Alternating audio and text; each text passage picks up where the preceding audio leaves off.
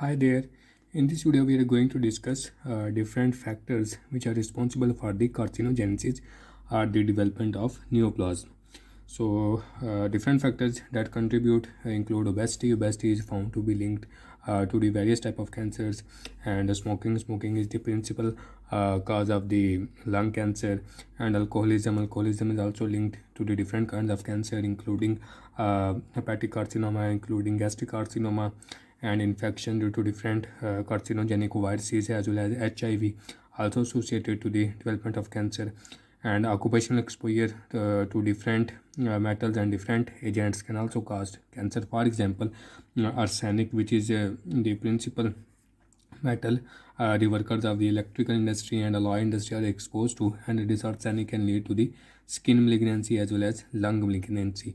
Moreover, asbestos, which is basically a construction material, and the construction workers are exposed to asbestos, and it can lead to lung carcinoma as well as mesothelioma.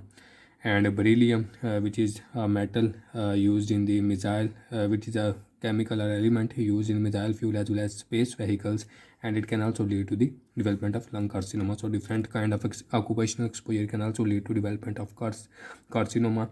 And genetics is also linked to cancer development. For example, BRCA1 mutation are basically involved in the medullary carcinoma of the breast, and radiation exposure can also cause to cancer. For example, radiation exposure in children can lead to the development of osteosarcoma, and inflammatory diseases are also linked to the development of cancer. For example, inflammatory bowel disease can lead to the development of colorectal carcinoma. Pancreatitis can lead to the development of pancreatic carcinoma.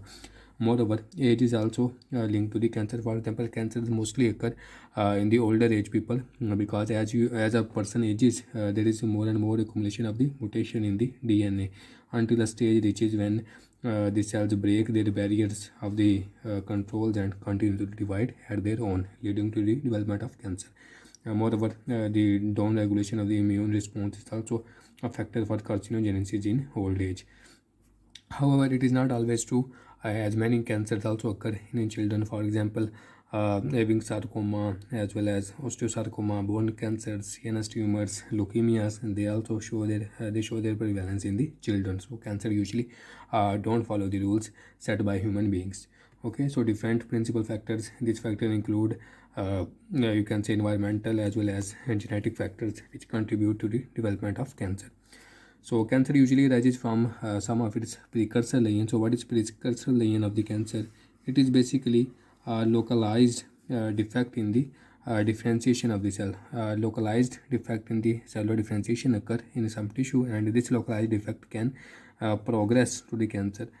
So it is always advisable, if there is a precursor lesion of cancer, it should be removed or treated accordingly to decrease the risk of cancer's development. Different precursor lesion exist for different cancer. For example, in case of smokers, their epithelium of the respiratory epithelium shows squamous metaplasia.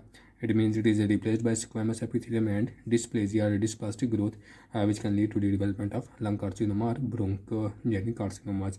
Moreover, endometrial hyperplasia and endometrial dysplasia is a characteristic in high estrogen exposure. High estrogen exposure, which can be a part of estrogen replacement therapy and so on, and it can lead to the development of endometrial carcinoma.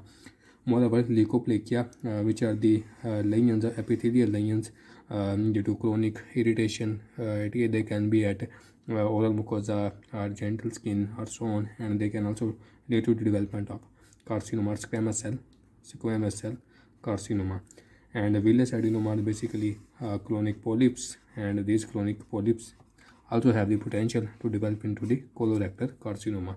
So there are different precursor lesions which can transform into the cancers, and different precursor lesions have different potential to transform into the cancer. So these are the different factors and precursor lesions for the development of carcinomas. In the next lecture, we will discuss about the genetical basis and mutations of the cancers. Thank you.